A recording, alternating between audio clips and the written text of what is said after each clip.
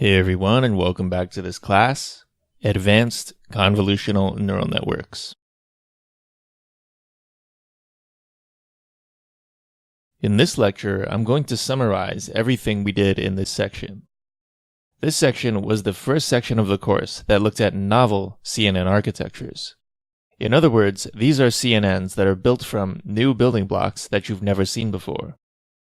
Before this section, we only knew about a few basic building blocks, such as convolution, pooling, and fully connected or dense. In this section, we were introduced to a new type of block, called the residual block. The residual block is made up of parts that we already know about, but it joins them together in an interesting way. In particular, it adds a shortcut branch so that the entire block, which consists of multiple regular layers, can more easily learn identity. We motivated this section by looking at the problem of very deep neural networks.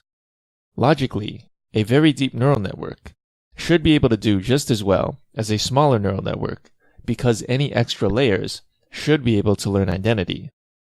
But when we take into account real training, we find that this is not the case. And so the residual block was created in order to make learning identity simpler. And the result is that, because of the ResNet architecture, researchers have been able to build much deeper neural networks than ever before, up to hundreds and thousands of layers.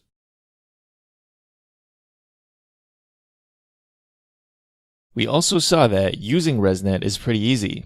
We just replace any calls to VGG with ResNet in our code, and magically we get better performance without even really trying.